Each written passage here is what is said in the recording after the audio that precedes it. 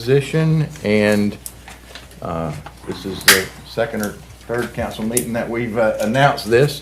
So we are prepared to go ahead and take a vote at this point in time. And Mr. Jones, do you mind starting? Well, I guess I have to if you wanted me to, but this is disappointment is a good problem that we have. I really was impressed with all of the applicants. I mean, any one of them would do a fantastic job. And I would suggest that everyone that put in an application, just because you didn't get it this time, continue to do so. I put in a lot of time and a lot of prayer trying to figure out who I should get for this position, and I came up with Amanda. Okay. Mr. Connors? Amanda Moore. Mr. Ingram? Amanda Moore. Mr. Nascimento? Amanda Moore. Mr. Rassi? Amanda Moore. Ms. King? Well, I'd like to say also, it's a good problem to have when you have the type of people that have applied for this, but I also am voting for Amanda Moore. All right. Y'all must have been listening to my prayers. Okay, so that's a unanimous vote for Amanda Moore, Madam Clerk. And as we noted, we will have 2 additional vacancies later on, and so I certainly encourage everyone to resubmit or keep their applications in play and for those upcoming vacancies. So thank you.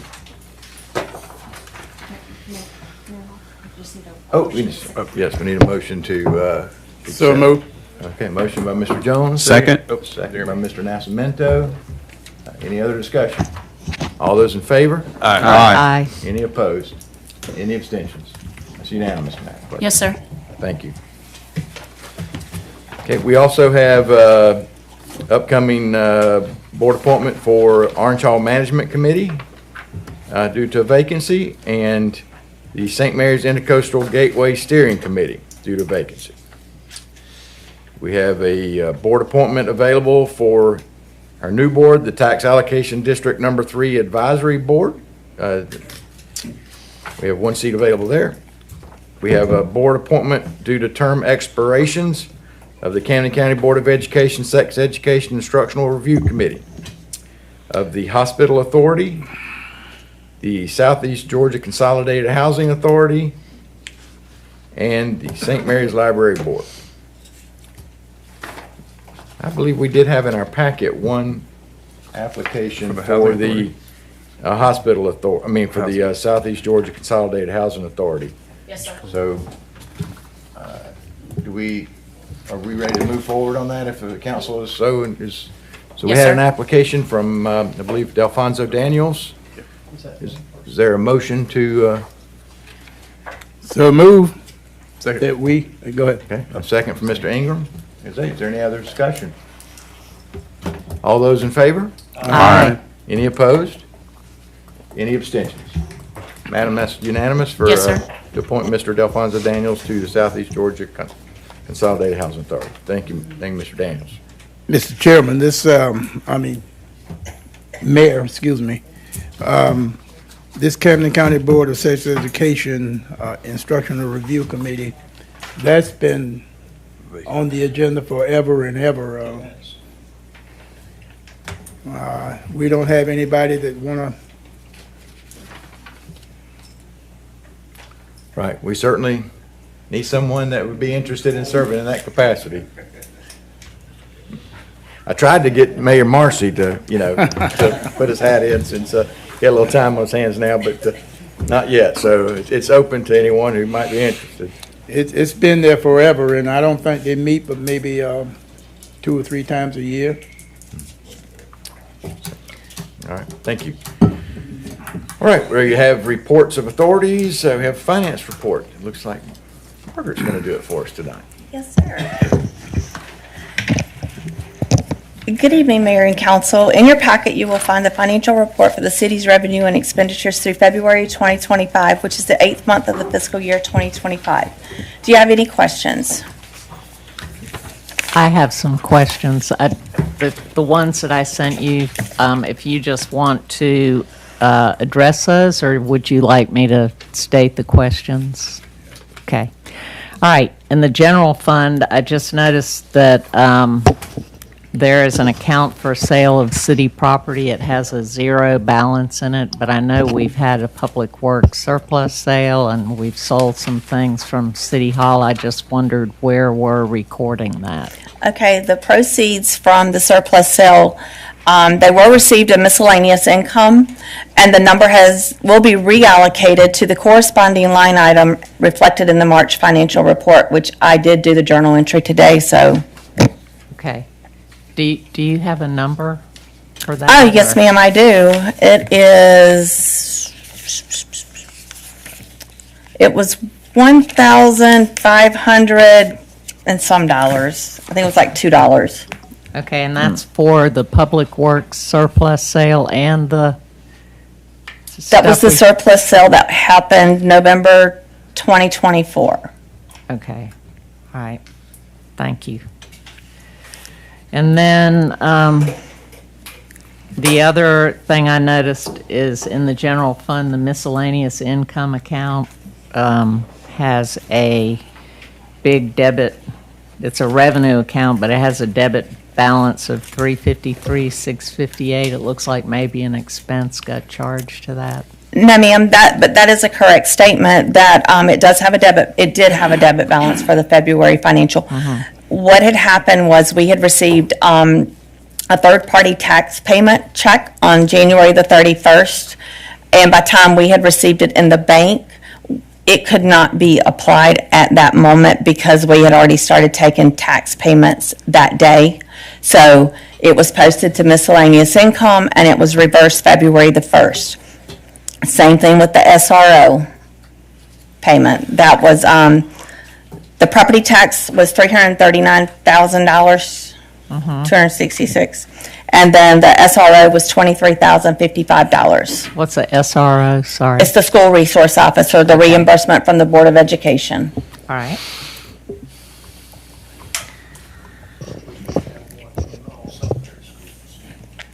Yeah, okay.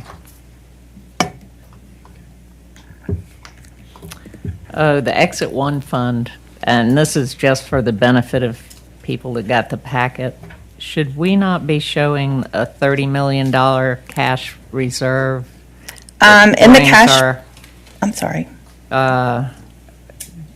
our cash balance down, available cash to 2.4 million, and that's 5 months, almost 6 months of operating. But in that little box, it does say all funds are restricted for site improvements.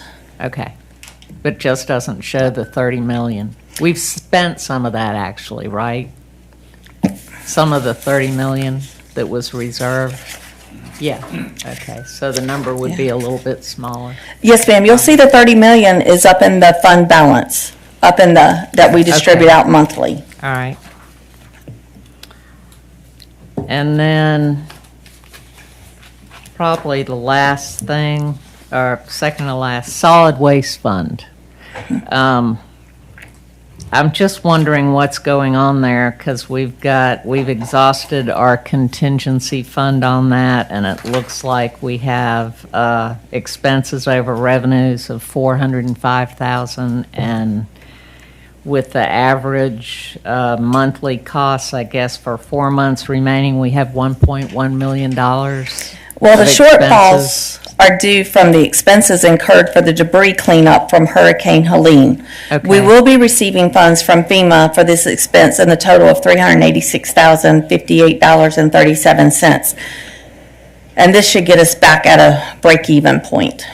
Okay, and then, so we're break even as of now. We have 4 months left to go in the year.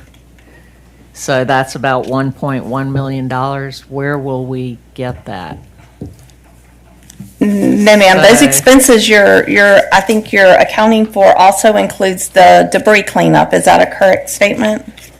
Well, I don't know, it says, average year-to-date monthly expense on the run rate analysis. Well, if you look at your current period, where it has the total revenues of 247, and then your current period expenses is 242,647, which would be positive. We would come out ahead of by $4,400.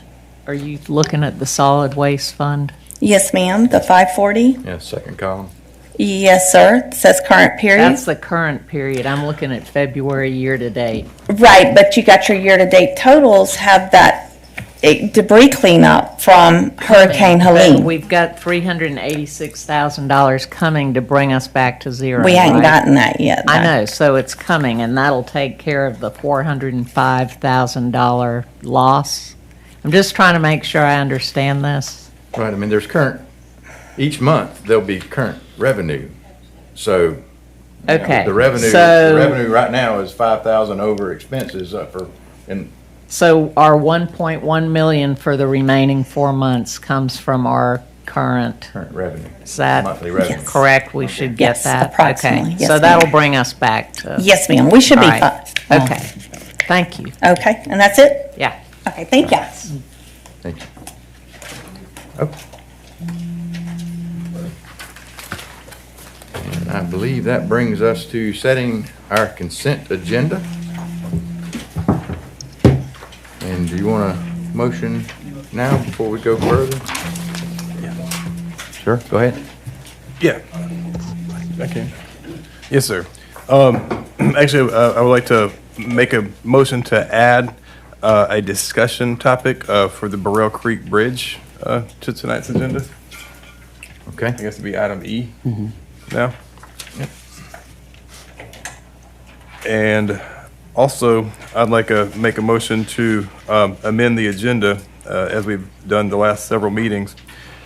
I would like to take the report of the city manager and place it after,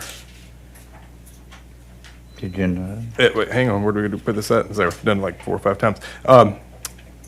Between 9 and 10. Yeah, between 9 and 10, there we go, that works. The city manager comments between 9 and 10, and do away with the second set of granting audience to the public, and change or amend the granting audience to the public the first session to agenda items and any other item during that period of time. That Okay. motion? Second. He started it with a motion. Do we need separate motions for the two different to add, or we do it all at one time? Yeah, just did All that. right, so we have a motion. Second. We have a second from Mr. Nascimento. Any other discussion or questions? All those in favor? Aye. Any opposed? Any abstentions? It's unanimous, ma'am. Yes, sir. Okay, with that, we'll set the consent agenda. So we have old business, St. Mary's Aquatic Center pump and strainer replacement project. Discuss. New business, replacement vehicle for City Hall. Same. Well, actually, that's got to be a discuss. There's a couple options there. Got it, yeah, we need, probably have some options, so discuss that. Orange Hall Grounds request to establish wedding event rates. Approve. Make a Consent. motion. Consent. Consent, all consent, okay. Ferry service between Fernandina Beach and City of St. Mary's. Discuss. And quitclaim deed reducing utility easement width for portion of land south of Lakeshore Drive for Camden Land Partners LLC and Lakeshore Land Partners LLC, the Paddocks Residential Development. Consent. Consent. Consent. And Burrell Creek, the bridge discussion, obviously, we need to discuss. Yes, sir. So on the consent agenda, we have item B under new business for Orange Hall and the quitclaim deed, item D. All those in, well, let's see, before we do that, we're going to now have our city managers meet. Nope. because the reason we don't vote on it yet is in case something comes up during discussion where we want to actually discuss something instead of consenting to it, so. Good evening, Mayor, Council, citizens. Just taking you through I've supplied you with a report. The Orange Hall Committee made its annual presentation to council at our last meeting to include their plan for making Orange Hall a wedding venue. During the meeting tonight, there was a proposal for setting the rate for those events. Just FYI, that the purpose of the wedding venue is to raise funds to be able to offset the expenses of rehabbing that building. So just clarify that, because I know Before you proceed, and I see Mr. Nails here in the audience, I just kind of wanted, has there been discussion as to who's going to administer when we charge a fee, who's going to be there to make sure that, signed forms have been signed about the nature and the status of the project, and then when they leave at the end of the day or night, that everything is in order and those kinds of things? Has that been talked about? Yes, sir, there's different aspects of everything. If we're moving past the suggested rates and the minimum 5-hour rate and additional hours, if we've, actually decided on that feature. The next basic item is we've supplied the city with everything as far as the comprehensive licensing agreement, which is going to cover the financial rental agreement, the vendor licensing requirements, the venue liability insurance. All of that's in a packet. If you haven't received it, I can get you copies of it. So that covers everything for the city. All of that will be given to the lady that handles the actual deposits that are taken for the current venues, which is the front park, the gazebo rentals. All of that can be handled by her. As far as on the spot, as far as meeting the client at the venue, and as far as inspecting everything afterwards, as the Orange Hall Management Committee, I think that's something that, we can take on a volunteer basis. We've taken on that. I mean, I've got it for the next 4 years. So I don't mind meeting people there and going and looking at it afterwards. These are going to have to be planned many months ahead of time. It's a minimum of 60 days out before your actual wedding party or anything, that everything has to be ironclad with your deposit and everything paid. So we can do the scheduling, so that won't be an issue. All right, appreciate it. Thank you. And thank y'all for, generating some revenue down there. Yes, sir. Mr. Blackerby, have you had an opportunity to look through the documents and agreements? I believe Amanda we got it. The agreement that was sent in, Miss Amanda and Mr. out of Mr. Blackerby's office, because someone was on vacation last week,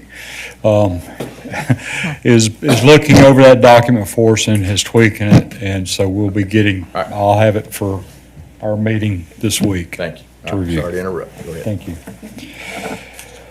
Let's see. The Outboard Stewardship Program, the survey is still going, land survey is still going on. So if you see the flags, that's kind of what's going on. If you see it on the north end of Charlie Smith.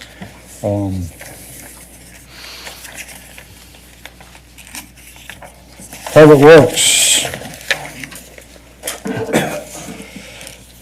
Current staffing levels, we've got 48 positions, 48 full-time positions and 4 part-time positions. That's what they're allocated. There's currently 1 operator 3 vacancy, 2 operator 2 vacancies, and 6 operator 1 vacancies, including 4 currently in the hiring process. If all 4 make it through the hiring process, that'll leave just the 5 vacancies remaining. So looking down beyond this, and Mr. King, you had asked for this previously. The ditch crew has finished digging the ditches in the Woodlawn area section of Crooked River and will be moving on to the Sunnyside Drive, and I think they may be out beyond that now. But the planned stormwater drainage maintenance for 2025 based on 2 ditch crews. Crooked River Plantation estimated completion 30 April with ditch maintenance and outfall area maintenance. Somerset area and Shadowline is estimated completion 13 June. Ditch maintenance and outfall area maintenance. Colerain Road outfall ditch prior to 1st of June. Assesses conditions, perform ditch maintenance as needed. The crossings area, estimated completion 30 June, assesses the lagoons, perform maintenance on city-owned culverts linking lagoons. The spine area, estimated completion 2 September, assesses conditions, prioritize maintenance based on severity of need. Outfall ditches downtown area, estimated completion 31 October, assess conditions, prioritize maintenance and based on severity of need. Spur 40 Douglas area, estimated completion 31 December, assesses conditions, prioritize maintenance based on severity of need. Could you email that to us? Just the list? Yes, ma'am. Yeah, thank you. You're welcome. Our grants, community development plan, first application is due 5/15/25. The congressional funding for the milling, paving, and striping of St. Mary's Road is due 4/7/2025. Safe Streets for All Safety Action Plan grant due June 26, 2025. Georgia Public Library's grant for new roof at the library due June the 1st.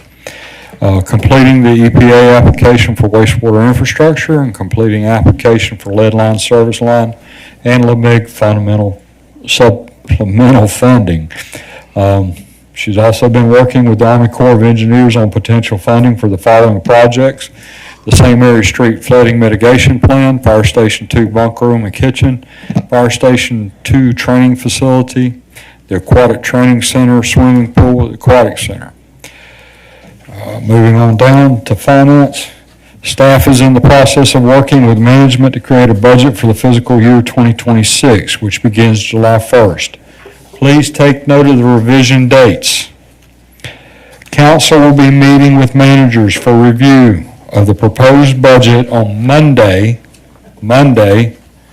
April 28th, beginning at 9 a.m. to 5 p.m. If necessary, the second day will be held on Tuesday, the 29th, beginning at 9 a.m.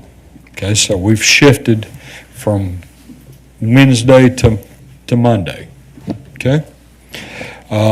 We've also received funds in the amount of $41,885 from the Trees Across Georgia grant.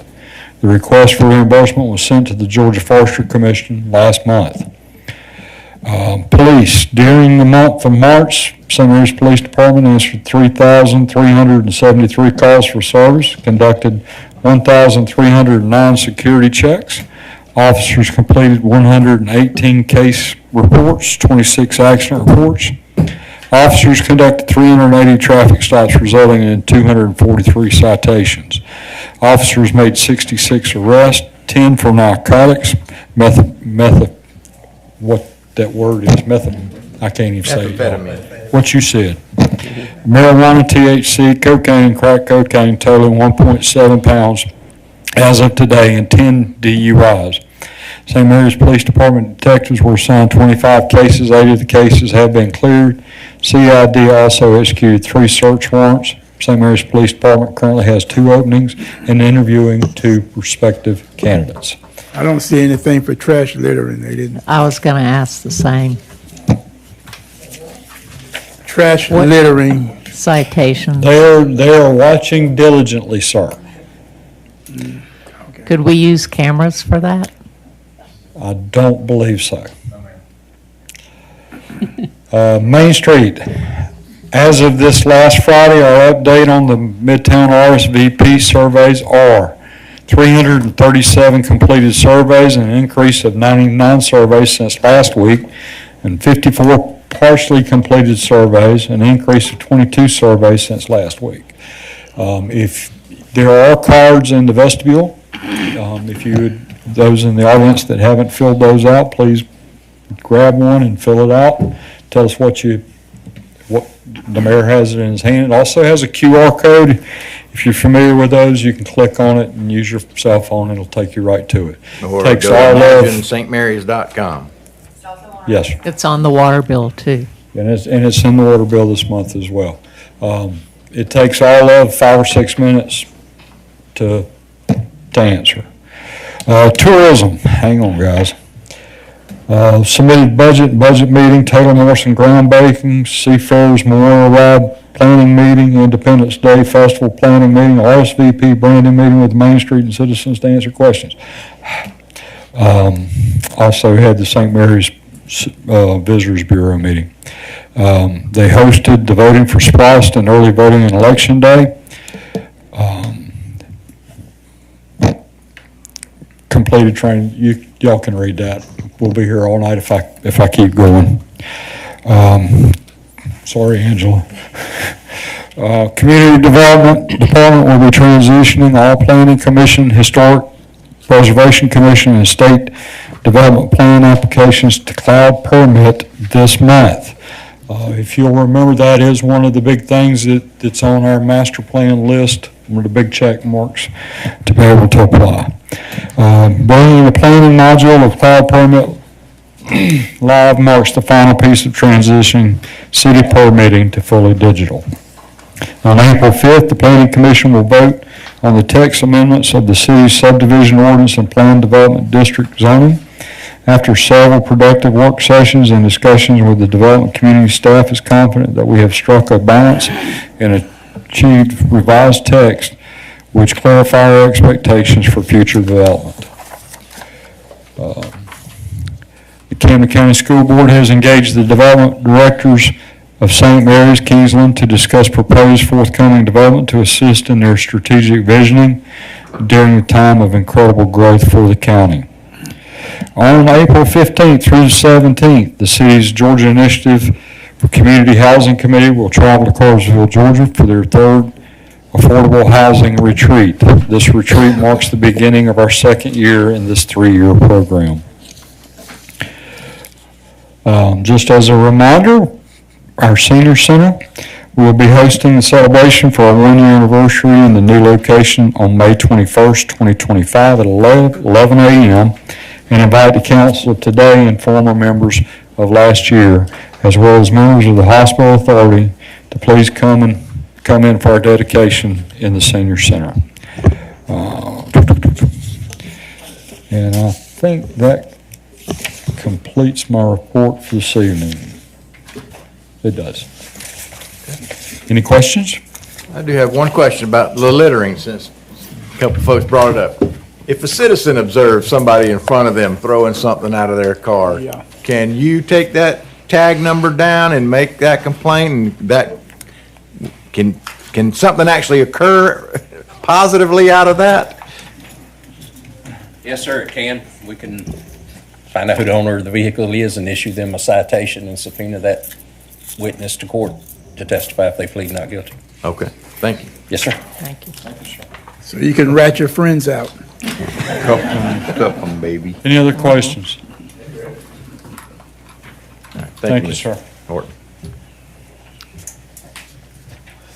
Okay, we are to the granting audience to the public. And so just remember, please, come up, give us your name and your address, and please limit your comments to no more than 5 minutes.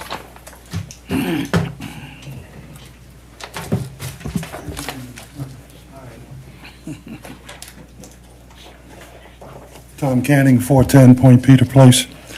I'm sure most people in this room remember years ago that NASA had some financial and other difficulties when they realized that some of their drawings coming from England were in metric, and we dealt with U.S. inches. It may not relate to you, but when our Voltrek representative made a report, he started talking about Q2 2026. It'd be helpful for some of us that are less attuned to what the vernacular is, whether we're talking about calendar year, quarterly, or fiscal year, because there is budget dollars involved and everything else. So I don't need to change his terms, just needs to clarify calendar year, quarter, whatever. Okay, minor item, but it could be a significant item if all of a sudden we're looking for something 6 months from now. The other thing is, and I know Bobby Marr and the staff are all well aware, over the years, we've had our fair share of problems with the sewage disposal plant up at 95. I forget the official name of that anymore, but it got to the point where it was, had a lot of equipment malfunctioning, we were using a lot of potable water because equipment wasn't et cetera, et cetera. And then finally you put it in layout for a lot of good reasons. Then you started talking about, well, maybe we can make a nickel on it by using it for other things, such as bringing in truckloads of, what's the word? Sludge, okay, thank you. I don't know what happened to that. But that's just background, that there's been a lot of history there, okay? But and I know that TAD 3, there was significant amount of property along, was it St. Mary's Road that was connecting now to the Point Peter, that was brought into the TAD? Okay. What isn't being said is when we talked about the lift stations, I think there was 3 or 4, I think one or more of those was going to connect to that 95. Scrubby Bluff. The Scrubby Bluff, Yes. thank you very much, okay. Is that a part of the Volcrays, am I pronouncing it, their responsibility to include that in their operational management reports? Is that inside the territory of TAD 3? Yes. Scrubby Bluff? Yeah. You don't have to answer, I realize you don't have to, but, Yeah, I mean, Scrubby he Bluff did is- mention in his report that the Scrubby Bluff, Part you of know, the Exit 1 project. yeah, but not necessarily TAD 3. Correct. Correct. Okay, so, because I don't know where their responsibilities are, we're making all these plans for lift stations, and hopefully in one of your reports, you'll tell us what the status of that Scrubby Bluff plant is. Is it up and running? said the, you know, the Scrubby Bluff plant and the lift stations that are associated or going there, you know, they have, the expenditure has to come out of the geographic area where the TAD exists. So, you know, they'll be paid from TAD 2 if they're out there, you know, going to the Scrubby Bluff from the Exit 1 project or whatever. So that they wouldn't be, TAD 3 is, you know, out behind the hospital and there. So the expenditures of funds will have to be reimbursed out of the TAD geographically where they're located. I appreciate that, but that was less of my concern. My concern really was, is our representative who's doing all this TAD 3 organizational support for you, management and coordinating with other. On TAD 3? 2. TAD 2. TAD 2 is Exit 1. Exit 1, TAD 2. TAD 2. Okay. Is he including that in part of his vision? Yes. And that's all I need. We're in the process of, sorry. We're in the process of growing enzymes and waiting on one controller, Okay, and we'll be up and running. all right, because you had a significant piece of equipment, I think it was well over $100,000 that was out of commission and needed to be replaced. I guess that's all in hand. Yes, sir. Yes. Thank you very much. Thank you, Ms. King.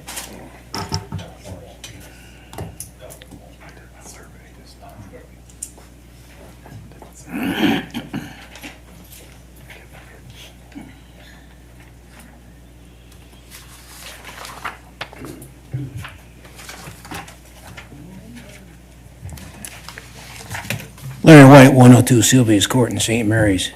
Good evening, Mayor and City Council, staff. I would like to announce that if everybody's not aware of it, the theater is now open. Kings Bay Cinema is now open. They started showing movies there this last weekend. So please patronize the theater for the citizens of St. Mary's. Second point, on item A, under new business, when you're going to purchase a new vehicle from Bennett Automotive Center, I don't know if the council member Chad is still working at that area. Would not vote. Thank you. I was just going to say that. And on item C, the ferry service between Fernandina Beach and the city of St. Mary's, if I remember correctly, when I read the packet, it talks about the city of both St. Mary's and Fernandina Beach giving the ferry service a break for the first 2 years. Am I not right? I assume You were right in what you were saying. Okay, that they was going to give them a break for the first 2 years in the amount of $10,000 per year to help them keep the ferry service going. I was here, lived here when there used to be a ferry service between St. Mary's and Fernandina Beach, and it went bust because it wasn't making any money. So I don't know what the status of that's going to be, or how much it's going to put the city of St. Mary's in debt for that. Thank you.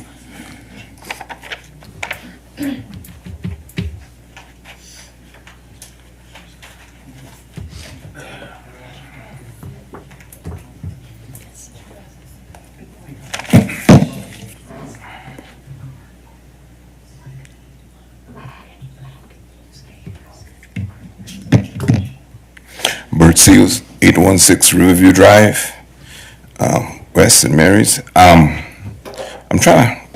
looking at the agendas and so that means there's only one granting audience to the public, right? Yes, sir. So this is it. This is it. Okay. Y'all throw us for a loop, big time. So I'm gonna have to throw stuff out here quickly. First and foremost,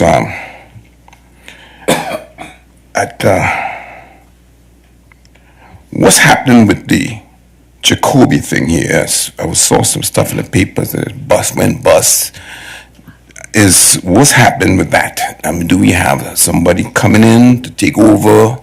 You know, there's so much back and forth, and I would like to kind of, you know, the city manager or somebody could tell us something, kind of bring us up to date on what's going on with the mill site. The next thing is let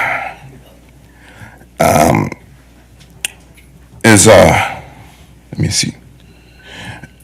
On the ferry service, you know, I thought we'd let Mr. Charlie Williams kind of say his piece, so we will know what it is that we are doing to foster to get this thing moving. No, I didn't read the package because I was out of town, so I really didn't know Mr. White was speaking about it, so I wasn't too sure. So it would have been nice if we could have heard that, since you only granted ordinance to the public just one time. So, you know, so we can come back and rebut or say, oh, this, you could do this, you could do that, try this, try that. But at this point, you know, this is not happening. Mr. Nascimento, I would like to, I knew you had at the DASA meeting about a month or so ago, you had a nice little presentation, and I didn't know if there was any traction on that. I think you had some, that was for Midtown, you know, development suggestions, and I would like to know if there was anything moved on from that, because I thought you had some good ideas, and it would be nice to, if you get a few of them to traction on that, that would be nice. And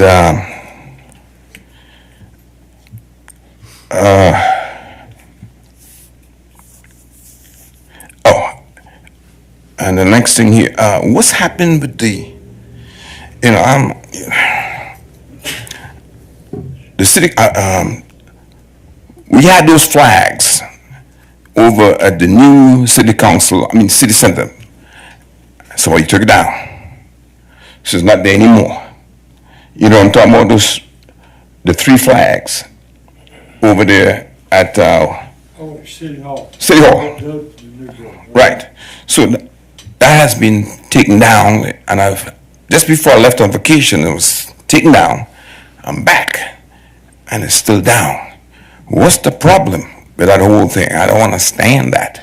You know, why y'all messing with the flag? You know what I mean? I'm kind of like really particular to that kind of stuff. We have, the city does have, they are doing a senior center, so that's part of the city. And I would like to know what's the problem here, you know what I mean? That's all I got. Thank you.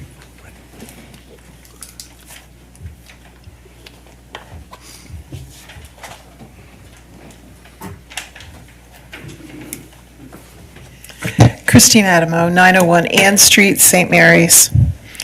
I'd like to make a couple of recommendations regarding our cash flow issues, and also how we get our information in terms of this packet. I tried really hard to look at those financials. Now, I have an MBA in corporate finance, and I'm going to tell you, I was dumbstruck. The information was complicated. There were errors. Revenues in a bar graph were presented with red. I've never seen red reflecting in revenues. Usually that's the deficit, the expenditures when they're negative. One of those bar pictures was wrong. It was reversed. And many of the people that are getting that packet to try to understand why the city is having cash flow issues may not have the educational background to sort through that kind of complexity. So what do we need to do to present financial information that the average person can truly understand? That's my number one issue. My number two issue is cash flow relative to the operations of a city are very important to the taxpayer. What I could glean from those financials is that we have 4 underperforming assets. We're losing money. And the last set of financials that came through for us to look at, those same assets were losing money. I'm going to talk to one of them and ask for some help from our operations department, the city manager and his assistant. That has to do, let's just take a look at the marina. It loses money. It has been losing money. We're talking about putting a ferry service in that we have some strings with. We can't operate what we have. Positive cash flows. The marina had a significant issue in operations. On March 22nd, which was a Saturday, there was a malfunction which resulted in raw sewage going to the river. That was a Saturday. There was an attendant on duty who reported that to his direct report, who was off on that Saturday. Sunday came, there was no pumping, but Monday came and another vessel was pumped. Knowing full well there was a problem with the sewage. It hadn't been corrected. Where was the operations oversight? Monday comes, there's no remedy. Tuesday comes, there was no remedy. Wednesday comes, and it gets posted, finally, a sign gets posted down there that we're not pumping. That's literally 4 days after the incident.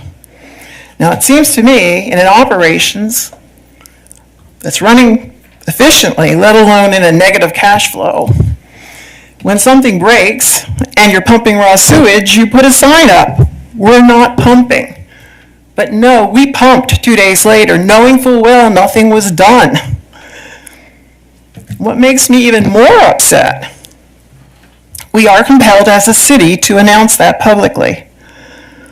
That public announcement didn't go in the newspaper that week, which it had time to because we knew there was a problem on Monday.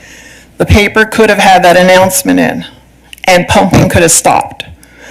It took the next week, which was last week, for that announcement to come up. This is a hazard. Not only is it a public health hazard, we have a negative cash flow from a city-owned operation. I'm asking for termination of the dockmaster. It's his responsibility. And we have city management that oversees him. Where's the accountability? That's one underperforming asset. We have several others that are also being mismanaged as badly as that one. Negative cash flows with poor management. What are we going to do about that? We're coming into budget season. Very important for fiscal accountability and operational and management responsibilities. Thank you.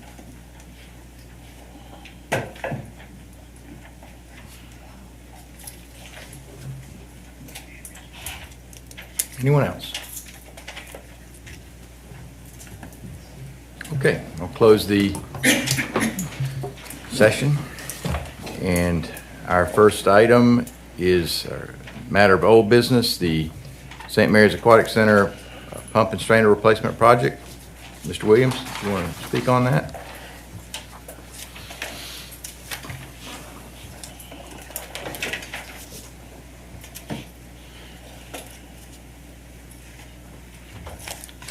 All right, good evening. On February 24th, Mr. Marr stood up here and he spoke to United Pools, trying to do a bid for the repairs so that we can operate safely in the aquatic park. In our pump rooms, not to dig back into it too deep, but we have butterfly valves, we have some repairs that are needed on some of the piping. We have a pit area that the concern is if there is a malfunction, that it'll fill up with water and it could be a hazard. And so from a safety aspect, but also from an operations standpoint, we need to get these repaired. So we were tasked after that meeting to see if we can reduce the scope to lower the prices. We were able to get it down to $324,000. It's not as low as we would preferred, but in the scope of getting the butterfly valves, the repairs, the pumps, the strainers, that is low as we can get it to safely operate. So staff is requesting to go ahead and be able to move forward and make those repairs. Okay, thank you. So before we go further, let's get a motion. Well, we can get clarification during discussion, so. So moved. Motion by Mr. Rassi and second by Mr. Ingram. Okay, discussion. Go ahead, Ms. King. Could you tell us again about the safety issues with the pumps? Yes, ma'am. So our concern is, so you got a lot of electrical equipment and pumps that go into that. If you remember the tour, we call it the pit. And when there's a malfunction, and it'll fill it with water quickly. And so our staff have to get in there to repair the pumps, move the water. Now we do have like sub pumps that we'll put in there to try to pull the water out. But again, in that environment, when you can remember, we got electric boxes. Chlorine used to be stored in that room. We've lowered that to a low amount. But that equipment and those boxes are still rusty and things like that. And so the idea of introducing water to that environment, we don't want to put our staff in there for that. So you can't use like a field pump? We do to remove the water, but when there's like we had an incident last year when it popped, it filled up within a minute or two. That whole thing was 6 or 7 feet deep in water. So. Any other questions? I mean, I know this is, we originally had budgeted in last year's budget $260,000 for these repairs.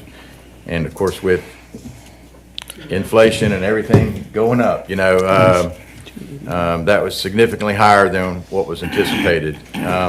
I'd just like to say, that whereas no one likes to spend this extra money, we do have a fair contingency fund to pull from. And my concern, one is that, I know there's been talk about whether we should own the aquatic center or not. And I'm certainly willing to have that conversation. And if private company would want to purchase it and provide the service, I'd be amenable to that. But the fact of the matter is we currently own it right now.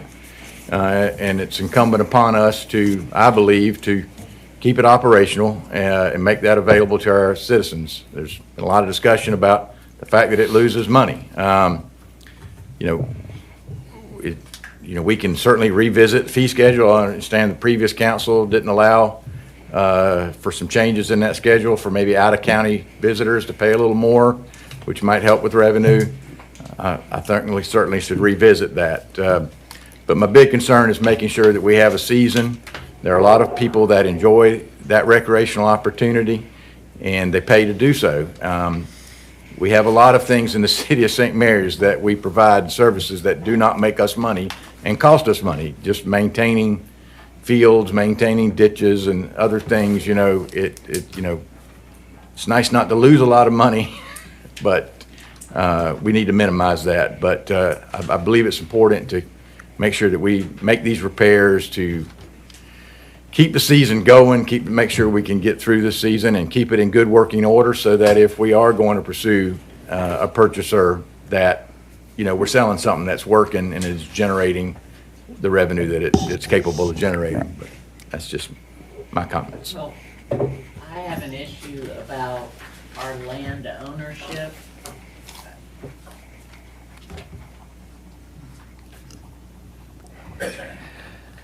We're talking about putting another $300,000 into a facility that sits on land that we don't own.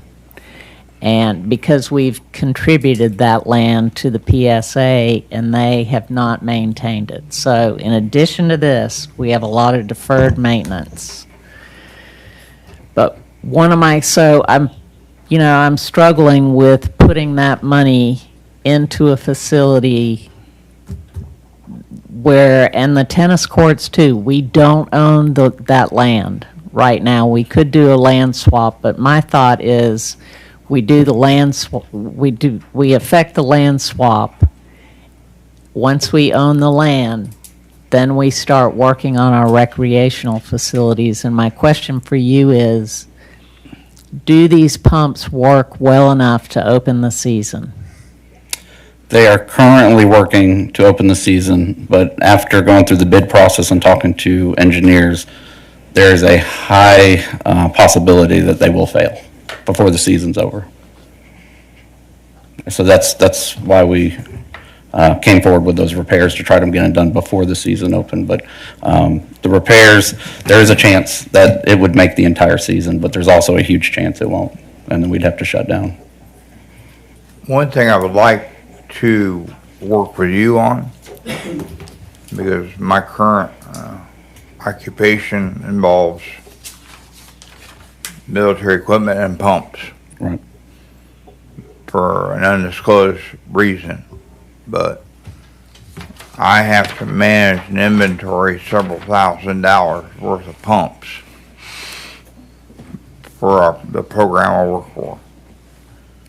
So we have to do a lot of pressure water rinses at the end of an evacuation or whatever, just to ensure that everything all the salt water is pumped out, and that way, and the chlorine and all that, and make sure they're ready for the next year or for the evacuation or whatever we're doing. So I have a strong passion with equipment, and I think if we work together on this, a matter of fact, I met with my boss today, and we have 2 pumps that I've got to deal with that I may have to replace a year from now. So it's just coming up with a plan to activate that effort to ensure that you get the longevity out of your pumps you want. Yes, sir. Yeah. Maintenance is a normal thing. It is, yes, sir. But the preventive maintenance is the key for success. So. Yeah, there's currently a preventative maintenance plan that they're operating there. We've had Clearwater Solutions actually come in and helped us kind of set that up. And we don't shut our pumps down for the year. We put them at a low rate, and we still run them every day to keep the chlorine and everything moving, keep the pools clean. So they're still operating. We just don't put them up to the higher levels until we start our season. Sounds like a plan. Yes, sir. I like that. Council Lady Keene, I'd like to address something that you brought up, and that's getting ownership of the property. And I'm on the PSA board, and I can almost guarantee you, if you got a letter from the city saying that you wanted the property, there would be no problem at all with them giving you the property back. So, first things first, I think maybe we should go ahead and submit a letter and let them know that we want to on this property. Open the facility, and then, we might have to close it for a week or two to get the repairs done, but once we own the facility, once we own the land and the area, I have a lot less heartburn putting this kind of money into the facility. How long does it take to do the repairs? About 10 days once we get all the equipment. So And you we're were- currently tracking if, You were accurate with from that. today, if you guys approve this, we'd actually have to close down in June. That's how long it'll take them to get the pumps. So the council's going to vote the way they're going to vote. Well, I think we should really consider long-term what we want to be in the business of doing. Do we want to do boring stuff, like fixing roads and stuff like that? Or do we want to be in this enterprise business? Because if we're going to, number one, we have not taken any steps to own the land. Number two, we haven't taken any steps to acquire an agent or whoever would sell the aquatic center. That's the things that would have to happen for that anyways. So it would be horrible to put all that money into something to turn around and sell a place for $1, so it would be somebody else's, a private company that would, that would be $325,000 that is taxpayers' money that we could have desperately used for other things. That's why I voted no on the last time this came up. It's not because I don't think it's needed. It's not that I don't think it's even emergency. It's just we need to figure out what we want to do with it. Do we want to expand it and have be revenue neutral to where this is something where it's paying for itself? Or do we want to get out of the enterprise business and be a city that focuses on the things the citizens need and get out of enterprise altogether, which is why I voted no on that.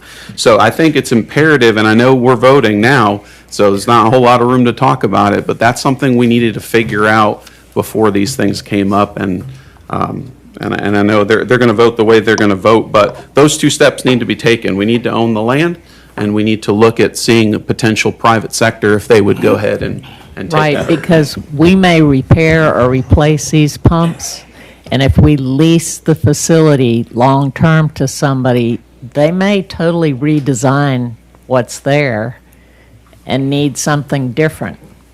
So I agree with Councilman Nascimento on the approach.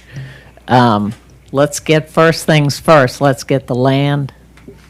Let's open the facility this season, and then we can take a look at what our options are. That is going to be my reasoning for voting against spending the money. And I have a feeling we're not even scratching the tip of the iceberg with what's about to come up. So if we're going to keep the aquatic center the same way it is now, we're not going to expand it, we're not going to do anything, expect not only more of a loss yearly, but expect a whole lot more money being poured into it. So either make it what it needs to be or get out of it altogether. But this option of staying in to keep it the way it is, to me personally, just speaking from my part, is unacceptable. So My opinion on this is, a big issue that we've had with the park is the PSA was running and maintaining the aquatic center. We took it over with a lot of deferred maintenance.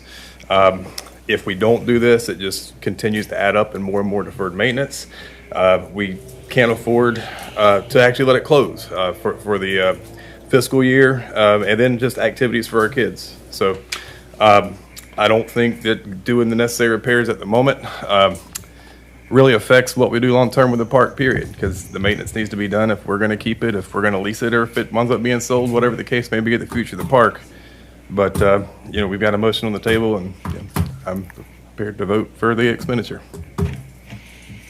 do you think we can even sell the aquatic center for $325,000?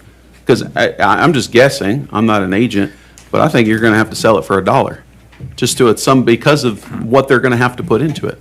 So in response to Councilman Chad, I don't think what you're actually putting in right now for repairs, I don't even think you could sell it for that. Correct me if I'm wrong, but. I don't know the answer to that.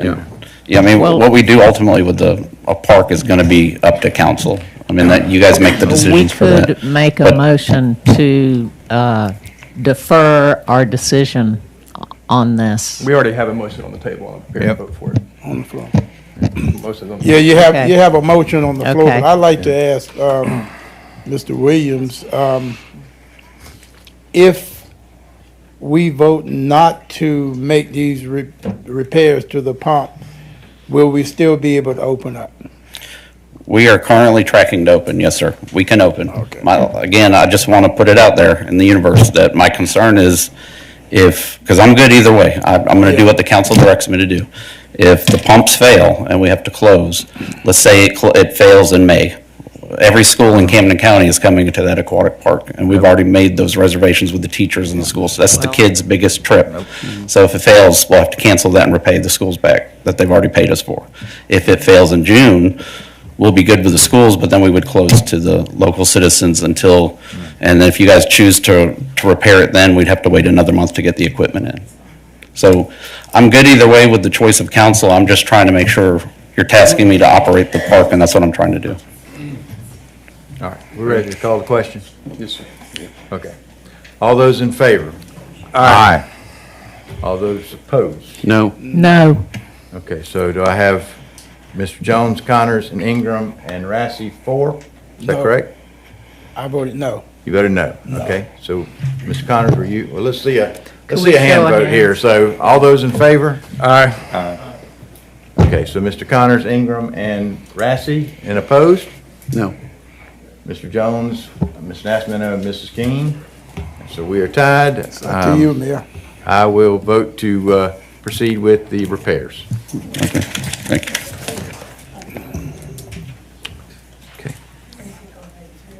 The next item is our replacement vehicle for City Hall. Yes, ma'am. Mayor, I think earlier you set the consent agenda, but then there was That's never a it. vote to approve the agenda. You're absolutely right. After the granting audience, we should have done that. I apologize. Yes, ma'am. So can we have a motion to approve the consent agenda? So Motion to moved. approve the agenda. So moved. Second. Okay. So we have Mr. Jones and Ms. King. Any discussion? All those in favor? Aye. Aye. Any opposed? Okay, so unanimous. Thank you, sir. All right, Mr. Horton.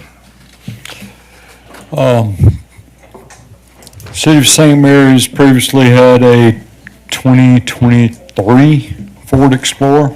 Was involved in a wreck.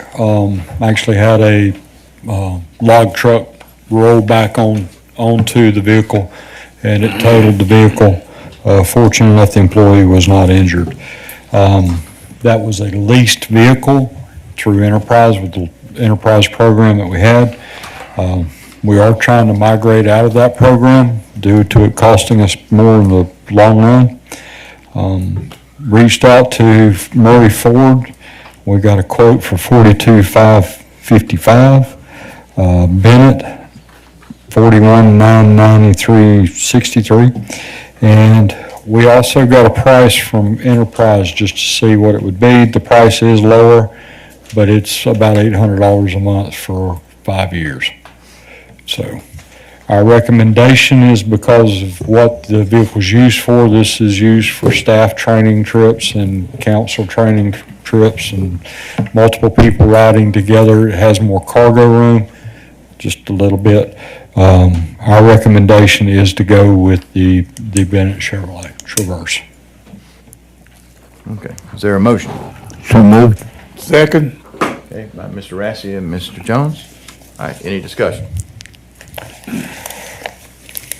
I'll definitely be abstaining from the vote. I want to say one thing, just on the lease, just for the numbers, if you do have the cash on hand, the only difference between a lease and a purchase, or the difference between a lease and a purchase, if you take the payments and then the residual payment at the end, from the lowest offer or the lowest bid, the lease would be $15,578.17 more over the course of the 5-year lease after the buyout, which is $3,115 a year. Okay. That was all I want to say on that. Yeah. All right, all those in favor? Aye. Any opposed? Abstain. And abstention. One abstention. Yes, sir. And Okay. We now have the ferry service between Fernandina Beach and City of St. Mary's.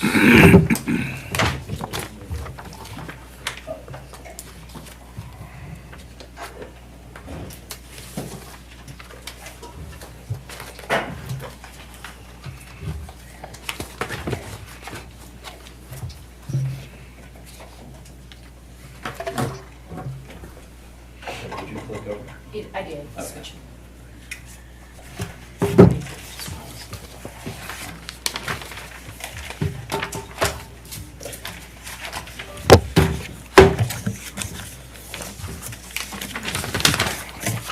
right.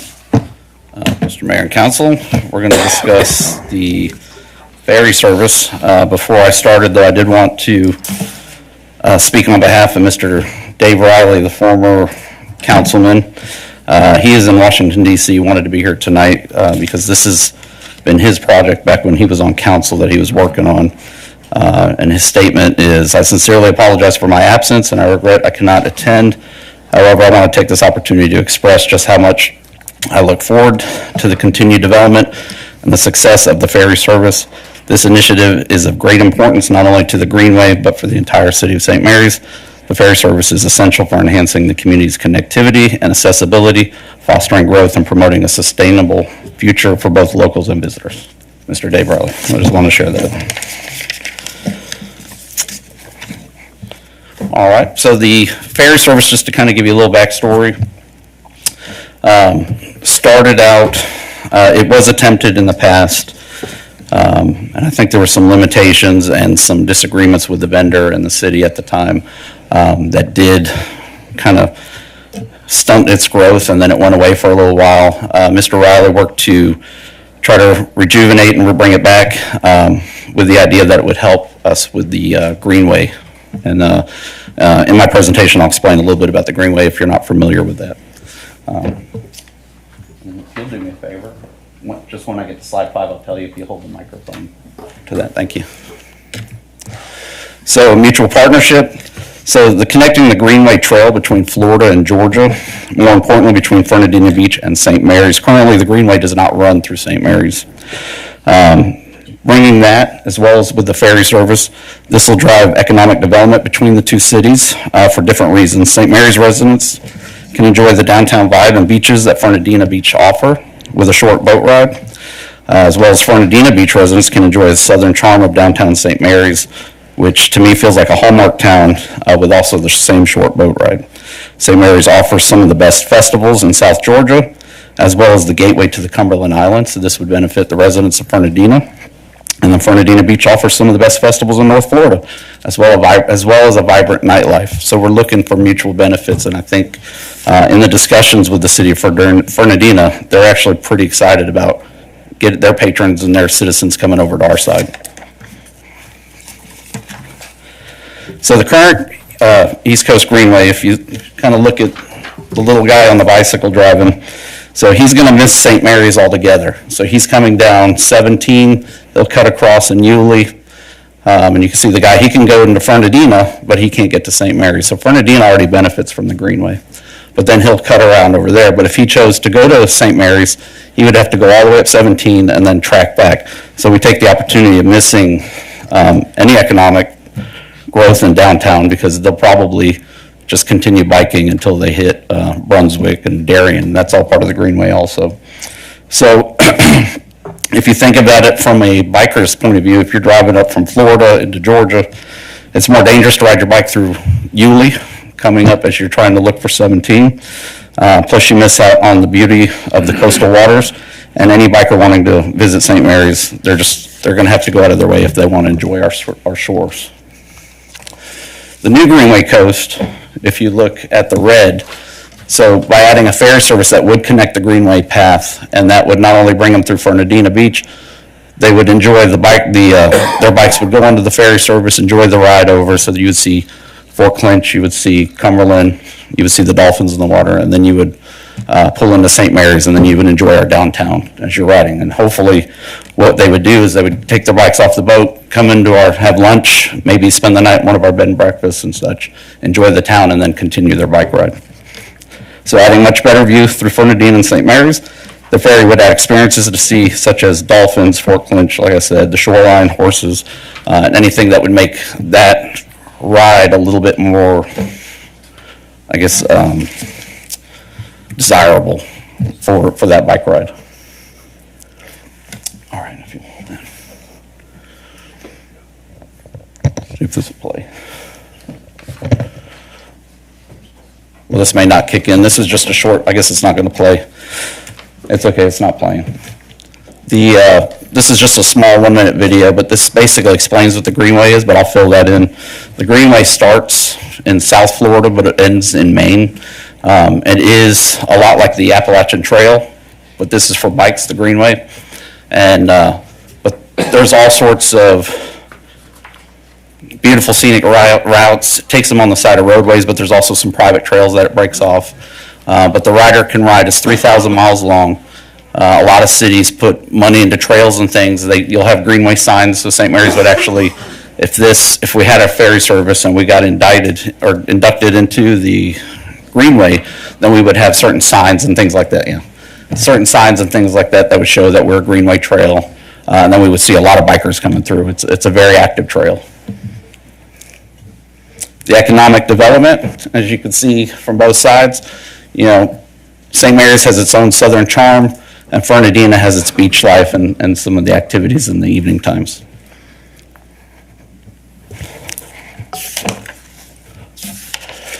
So both sides have to share, and like I said, the impact for the Greenway, some of the other benefits with the schedules, as you see in the RFP that I gave you, shows the schedules are locked in to make sure that if somebody from Fernandina wants to come to St. Mary's, that they can also catch the ferry over to Cumberland Island. So it does give us traffic that'll draw here, and what the hope is honestly a lot of baskets here is they would get off the boat, they would get on the boat to go to Cumberland, but they saw St. Mary's, they would come back, they would dine in our restaurants, hopefully stay in our hotels. If they are citizens of Fernandina, they would go back to Fernandina. If not, they're going to stay here and continue their bike rides and such. So Cumberland is one of the big stops, selling points for the Greenway, coming through St. Mary's, because the bikers can go and enjoy the island. A lot of the economic drive with the Greenway is that these bikers stop in the town and they do spend money in the town, and they check the local historic stuff, and they do the museums and all that, and then they start their bike ride again. Some of the other things that we looked at to drive traffic for St. Mary's and Fernandina is whoever signed up for the ferry service, we would work with them with our tourism departments, Fernandina's tourism departments, to make sure that we're advertising on the boat. So it's given us a chance to put some of our businesses on there. And then, that's an opportunity for the vendor to also make money with their advertisements.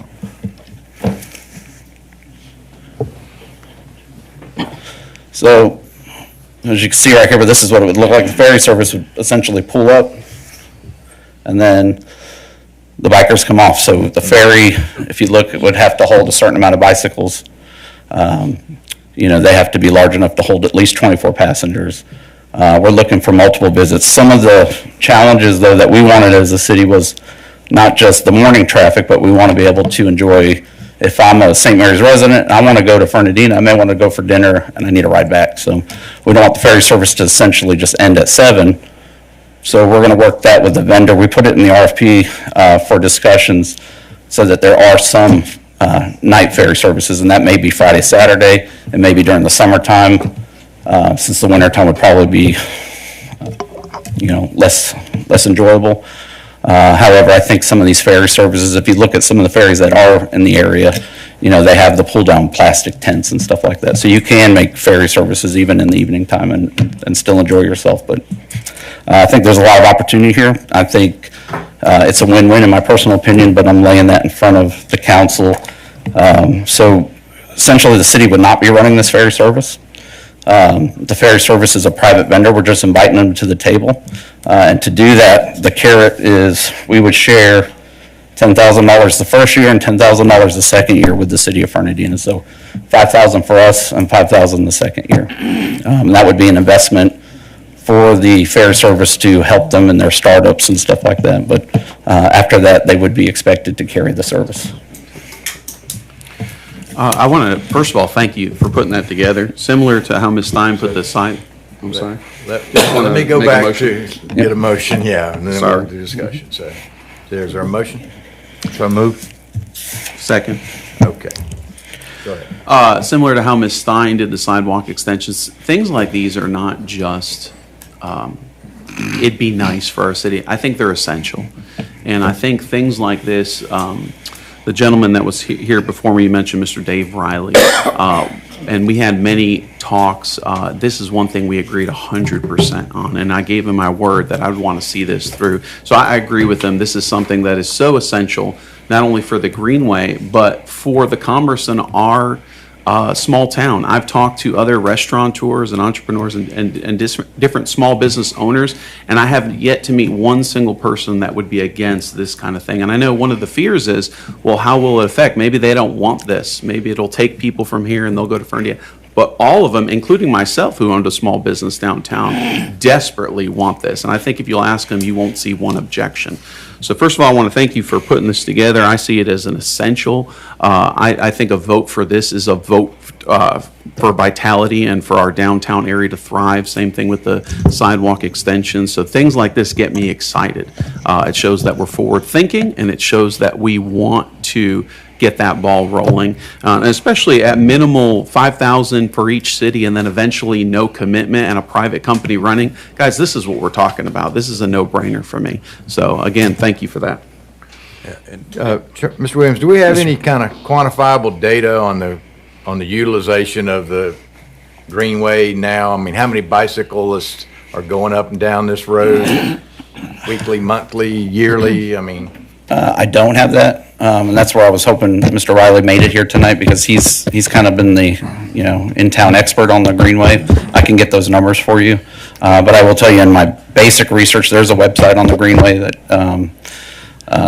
it's utilized. It's kind of a big deal. My concern is, I drive to Fernandina almost every day of the week, and I rarely see bicyclists on Highway 17 during the times of the day that I'm driving. Right.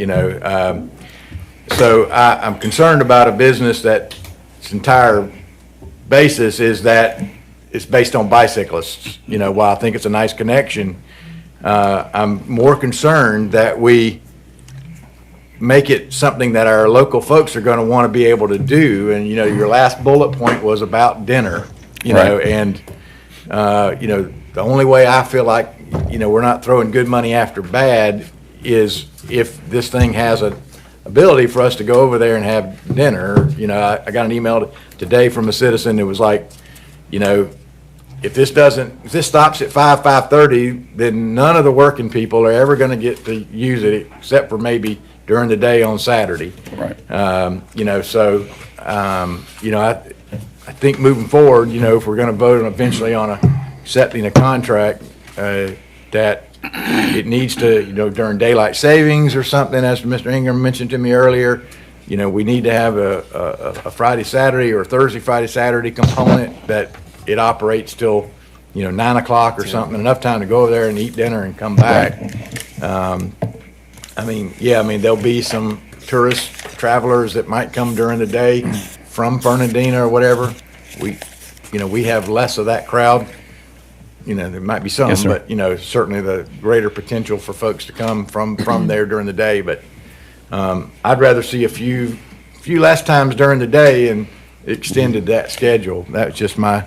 Yes, sir. Now, in the RFP, if you notice in section E, it is in there, that what we're looking for. So this going to the RFP is just kind of bringing everybody to the table, but we have every right to deny the bid if a vendor can't meet us on that. And but that's why it's in the RFP, so that is a discussion point that we want as a city to be able to enjoy the evening time as well, not just the daytime stuff. Yeah, and, sorry. Go ahead. I was going to kind of just agree with him that I know cycling is big, but I don't know if it's big enough to support like a business like this. That, to me, that's just an extra additive that we can cater to the cyclist and make sure the ship's accommodating. But the main push for this thing is the economic vitality, like Councilman Nascimento said, for downtown businesses, restaurants, for us, Fernandina, to market that side of things. We market our side of things over there, where we're able to put advertisements at the resorts over there, at the Ritz-Carlton, the Plantation, for the ferry, for the what St. Mary's has to offer for their tourists, so we get some of that business and capture. But it's almost an absolute that I think that we should absolutely have something, if it's daylight savings time because things happen later in the day, Right. or if it's Memorial Day till school starts, whatever we identify that could be a higher traffic area, and maybe start it with a shorter one so that it can expand if it's successful. But at 9:30, 10 o'clock, late ferry to get back so you can have the dinner, and probably Thursday, Friday, Saturday is something that would be very appealing. Right, and also, if, just to throw it out there also, so I've had some discussions with the new docks that are being built. Potentially, they are very interested if we did have a ferry service, maybe hosting them at their docks. They're willing to discuss that. So again, that would open up maybe opportunities not only for our ferry service, but if a vendor wanted to park a boat there and had a place to park the boat, there could be some sunset tours, things like that. And that would just benefit the city of St. Mary's if you look at it that way. And then, not to bring up the Gateway Marina, but I will say, the former council, the direction they were going, the reason it's a transient dock, we could make more money if it was a permanent location where we kept boats permanently there, but they chose to go the transient route because they want to draw traffic to the downtown area via the intercoastal way. And so I think this would also benefit and kind of speak to whatever that vision that they had when they started that marina up. Mr. Williams, a question. Will this ferry be licensed in Florida? That's a great question. It'll be, depends where the vendor's coming from. So if he or she is operating currently in Florida, I would assume that they would be a Florida license, but he would have to get certain licensings. And I do believe for the ferry service anyway, especially crossing the border, that goes through like our Coast Guard, and there's some permits and licensing that are required to offer a ferry service. I know this was tried before, and, they went belly up. And I don't have a problem with the ferry. My problem is utilizing taxpayers' money to fund private enterprise. I know a lot of businesses would like to be given a little startup money to see if they could make it.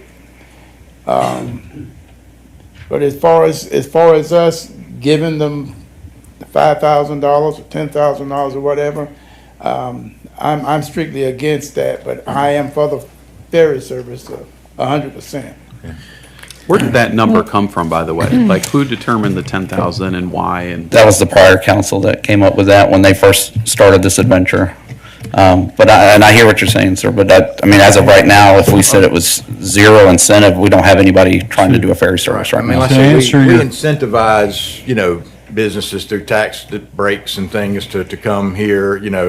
Joint Development Authority is obviously involved in that as well. And we have other programs through DDA for signage and those kinds of things, that are grant programs as well. So, I think we set a precedent, to support a business. I just want to make sure we're picking a solution that I think would be viable, that a business can that we don't just invest that money and then 2 years later it's gone. So that's.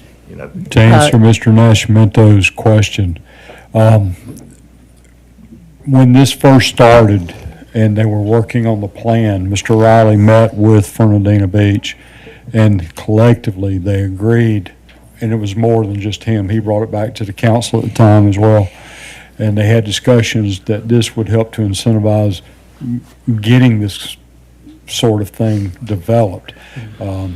Both communities had agreed back then on the same figure. So I have a question about that, and I want to just say I think it's a great idea, and it would help our businesses a lot. Since we've had a ferry service before that failed, I think in your RFP you are asking for a business plan to show financial viability. Yes, ma'am. Is that correct? I believe that is correct. Well, it definitely Yes. should be part of the RFP so that we can, if we have concerns about not enough bikers, we need to have some reasonable expectations about how many people are going to use this. And maybe we, in the interim, could do a survey just to see how many people here are interested in it. That's a great point. I'm sorry, I forgot to bring that up, because in some of our discussions with this, if this does get approved, we would have some kind of work session or town hall with preferably downtown business owners to see how they feel and if they have input on it also. And then when we have a pre-bid with the vendors, we would actually be able to put that information out. Is that one of the questions on the survey? It currently, it's Not for the fair, is it? I don't think the ferry service. Is it hard to add it to that? There's some vague questions on there. What would you like to see? Okay, all right. Yeah.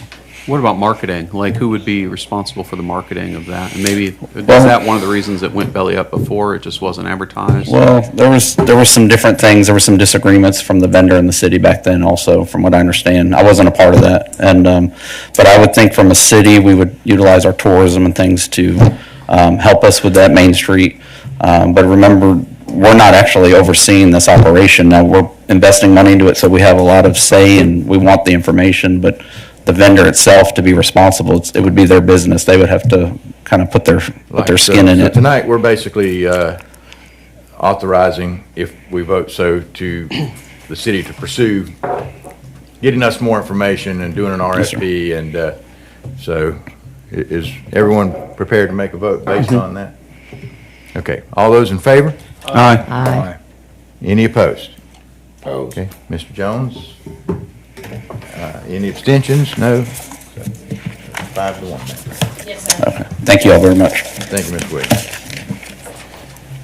The item we added for the Burrell Creek Bridge, we have received some correspondence from the Georgia Department of Transportation that the replacement of the Burrell Creek Bridge falls as a Tier 3 project, as they classify it, and one of the things that is required as part of that is a financial commitment of $100,000 from the city of St. Mary's for potential right-of-way impacts.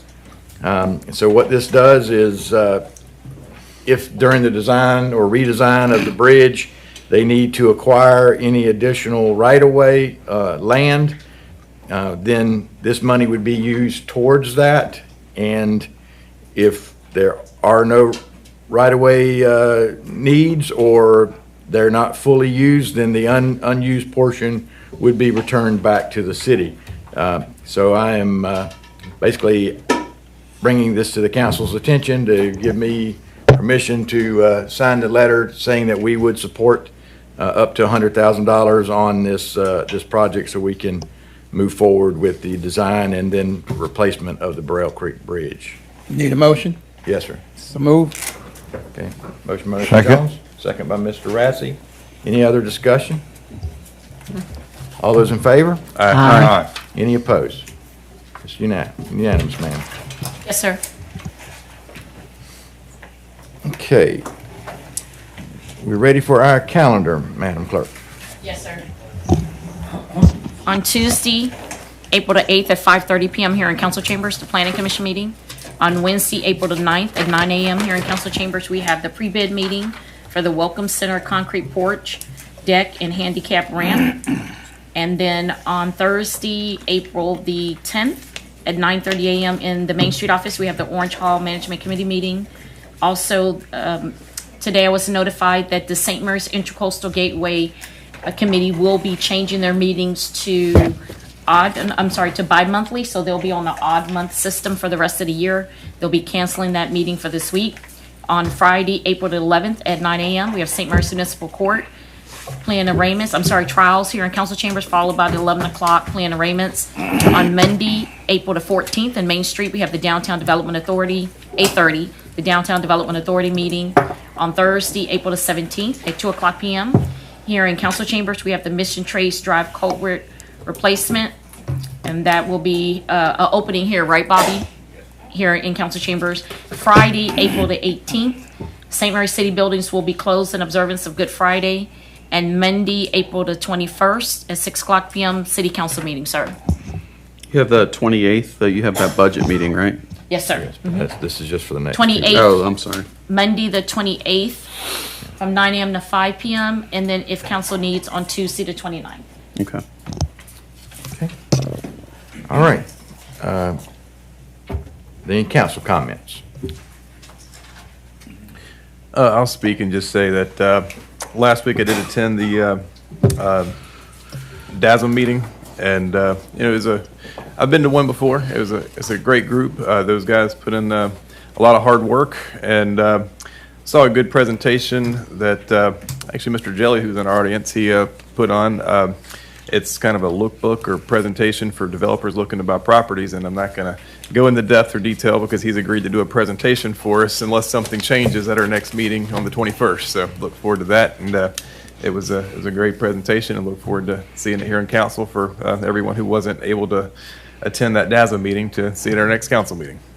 And thank you for your hard work, Mr. Jelly.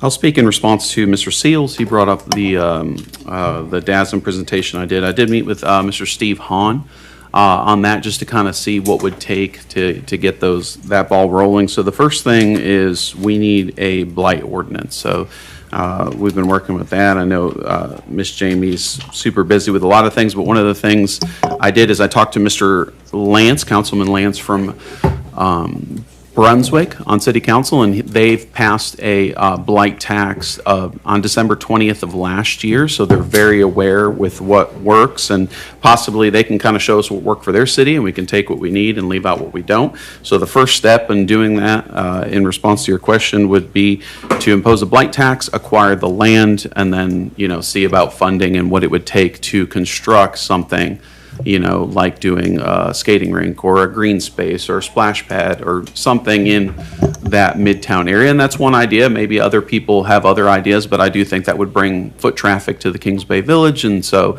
that's why I proposed that idea. And that was just one suggestion. So, that's one thing I want, I think I've said this before, but the first thing I wanted to do was focus on flooding. So, that's why we were talking about the ditch crews and and all those things, and kind of tackle that because that seemed to be a problem area. The second thing was our midtown revitalization, and downtown, of course, we're with the sidewalk extensions and the ferry. I think that's already moving in the right direction. And then number 3 is figuring out who we are, and that's why I made those comments earlier about, do we want to be in the enterprise business, or do we want to kind of focus on the boring stuff as a city and kind of leave that to the private sector? Because I think when they do it, they do a good job, and sometimes government has a way of kind of messing things up when they get their hands too much in things like that. So, but that's what we want to focus on. And in response to your question, I'd be more than happy to share that presentation with you as well if you want. Just send me your email. That's one question. That was Brunswick. You said just passed a blight tax in December? Yes. Do you represent them as well? I'm not their city attorney. Okay. I do work. I did not have anything to do with it. I got you. Didn't know if you were involved in that at all. That'll make it easy. Mayor, I'd like to ask one thing. Mr. Seals, he asked a question about the Gilman property and what was going on there, and I think we have someone in the audience that could probably give him a rundown on what's going on. James, you want to do that real quickly, or you want me to just give the highlight? I'll make it quick and say what I can say. I love you for that. Huh? I love you for that. Yeah, thanks. Yeah, making it quick, exactly. Oh, yeah, you got a foot message. So the question was about the Cumberland Inlet project at the old paper mill. It's been made public, so I'm not going to share anything out of school. That well, first let me explain for those of you that don't know. The JDA issued a bond. Mr. Coughlin, could you Yes. state your name for the video? I'm sorry. I'm James Coughlin. I'm the Executive Director of the Camden County Joint Development Authority. Thank you. Sometimes I get too comfortable. Anyway, the JDA issued a bond back in 2021 to assist Jacoby Development with the takedown of that property. Jacoby Development makes 2 payments a year to us. We in turn make those same payments to Ameris Bank. They hold the debt on that bond. We're just a conduit for that process. Jacoby Development did not make their payment that was due in February, and in turn, we had to make the March payment without them, because that payment's due whether they make it to us or not. So they have been notified that the debt has been accelerated, meaning the only way they can rectify this situation right now is to pay us the entire debt they owe. So we're hoping that they will do that. If not, the plan is for them to face foreclosure on May 6th on the courthouse steps in Woodbine. And anecdotally, I'll let you know that we have a lot of other interest in the property, a lot of developers who have contacted us and are interested. So we'll see how this goes. I mean, obviously, we hope that the developers that we currently have a deal with step up and come to the table with that payment, but should they not, we'll be fine. So, Thank you. Thank you. thank you. So we're going to adjourn into executive session for real estate matter right now. There will be a board council action, should most likely be a council action when we return. So, and I don't think it'll be a terribly long executive session, but. I'd like to make a if I can motion to go into executive session. Second? Second. All those in favor? Aye. I'm sorry. Aye.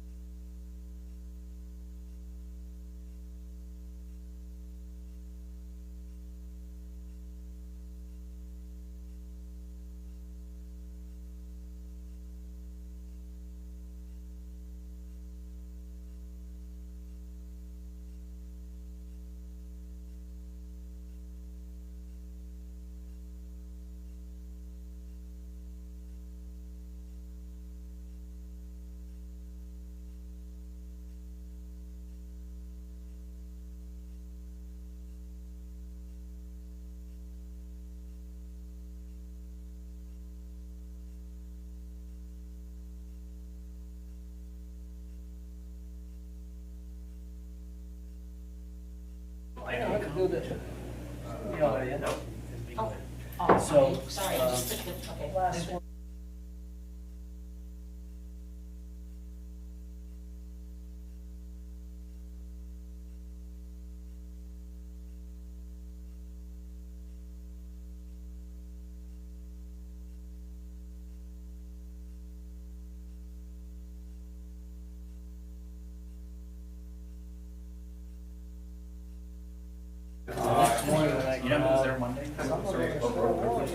Wasn't that exciting? Come on, what have you been doing? Watch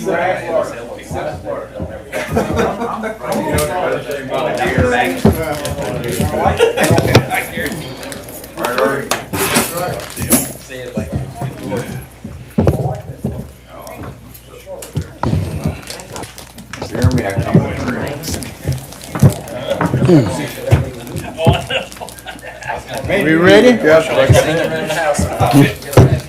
I'm all the way up to the armchair handles. I'd like to make a motion to go back into I regular don't think your session. thing's on. Is it on? So moved. All right, we have a motion to return to regular at 8:20 by Mr. Ingram and a second by Mr. Rassi. All in favor? Aye. Any opposed? All right, on the advice of council, we are not really going to be taking any kind of action at this point on the real estate matter. And so without further ado, I'll entertain a motion to adjourn. Second. I didn't Say- hear first, I'm sorry. Artie and Mr. Ingram, all those in favor? Aye. Any opposed? Good job, guys. You can tell a basketball game's fixing to start. Hey, it ain't as bad as football.